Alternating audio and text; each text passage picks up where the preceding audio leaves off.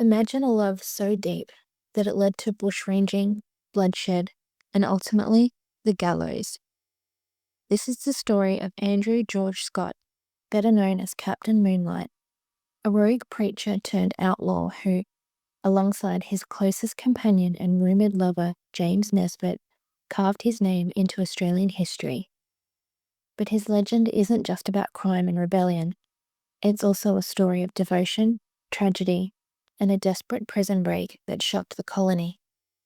Captain Moonlite was no ordinary bushranger. Welcome to Outback Oddities. If you're fascinated by strange tales and mysteries, you're in the right place. From eerie ghost stories and unsolved mysteries to bizarre events and curious legends, we dive deep into the most intriguing and mysterious tales that Australia has to offer. Hit that subscribe button and join us on this journey through the weird and wonderful world of the Australian outback. Don't forget to like and share if you enjoy our content. There's always something odd to discover. Today's tale is one of crime, love, and legend, and takes us deep into the world of bushrangers, where truth and legend often blur together. He was a bank robber, a prison escapee, and a bushranger who defied convention, a daring outlaw, and a tragic romance that ended on the gallows. This is the story of Captain Moonlite. So settle in, let's get started. Andrew George Scott, better known as Captain Moonlite, was born in Ireland in 1842. The son of an Anglican clergyman, his father hoped he would enter the priesthood, but Scott instead pursued engineering studies in London.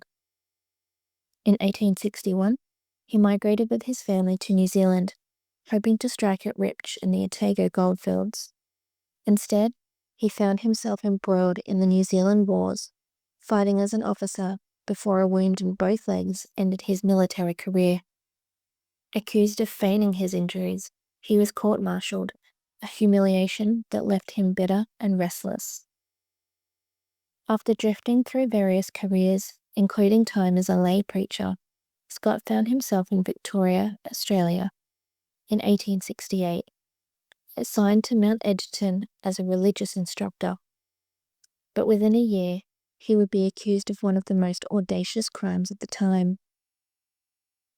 On May 8, 1869, a bank agent named Ludwig Brune claimed he had been robbed by a masked gunman who forced him to open the safe. Strangely, the robber also made him sign a note that said he had no role in the crime. Signed, Captain Moonlite, Swarm.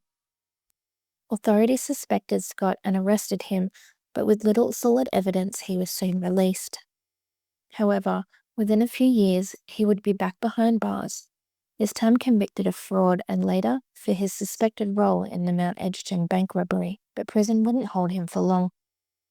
While awaiting trial in Ballarat in 1872, Scott executed a daring escape. Using a makeshift tool, he cut a hole through the wall of his cell and slipped into the adjacent one, where another prisoner was eager to flee as well. Together, they overpowered a guard, took his keys, and liberated 4 more inmates. The group then scaled the prison wall using a rope fashioned from bedsheets. It was an escape straight out of a novel, but Scott's freedom was short-lived. He was soon recaptured and sentenced to 10 years of hard labour. Even then, he maintained his innocence in the original robbery. Released from prison in 1879, Scott found companionship in James Nesbitt, a young man he had met behind bars. Their bond was undeniable, deeply personal, romantic, and, for a time, scandalous. In surviving letters, Scott openly professes his love for Nesbitt. Together, they tried to live a life obeying the law, with Scott giving lectures on prison reform, but the authorities and the press refused to let him leave his past behind, attempting to link him to numerous crimes in the colony and printing wild rumors about alleged plans of crime he was attempting. Deciding to give up on the straight and narrow path, they formed a gang of young men and set out for the bush, embracing the legend that had grown around Captain Moonlite. The gang consisted of Scott and Nesbitt, as well as 4 other young men between the ages of 15 and 21. The gang started out in Mansfield, Victoria, which happened to be the stomping ground of the infamous Kelly gang, led by Australia's most famous bushranger, Ned Kelly.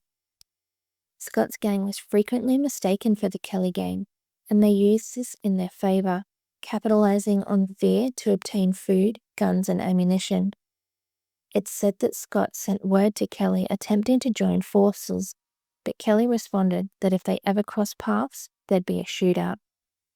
Captain Moonlite's gang shortly moved out of Victoria and into New South Wales. Approximately 350 kilometres later, they ended up in the small settlement of Wantabadgery, about 45 kilometres out of Gundagai. Struggling to survive in the wild, they were wet, cold, on the verge of starvation, and desperate. They were turned away for work at Wantabadgery Station, so they took it by force. They held up the Australian Arms Hotel, robbing them of a large amount of alcohol and taking people hostage. They also held up the other neighbouring properties, ending up with 25 hostages. 4 mounted troopers arrived, but the gang took their horses hostage under heavy gunfire. The troopers retreated and waited for backup, giving the gang an opportunity to leave.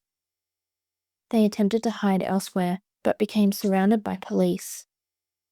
After hours of shooting, one police officer was shot dead, as were the youngest gang member, Gus, only 15 years old, and James Nesbitt. Witnesses later described how Scott, devastated, cradled his dying companion in his arms, weeping over his loss. The gang was captured, and despite evidence that Scott may not have fired the fatal shot that killed Police Constable Webb Bowen, he was sentenced to death. In his final days, he wrote heartfelt letters mourning Nesbitt and making one last request: to be buried beside him.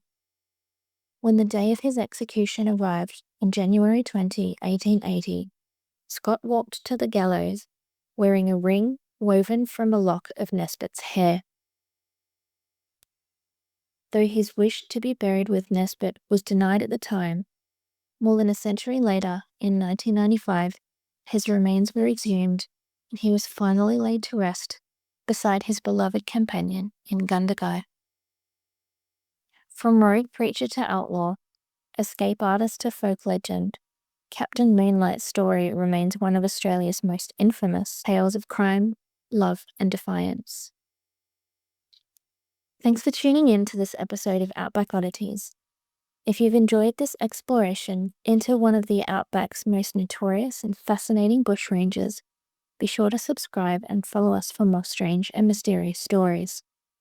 And if you're interested in more strange mysteries, check out our video on the body in a wombat hole for another chilling tale from Australia's past. Until next time, stay curious and keep exploring the oddities of the Outback.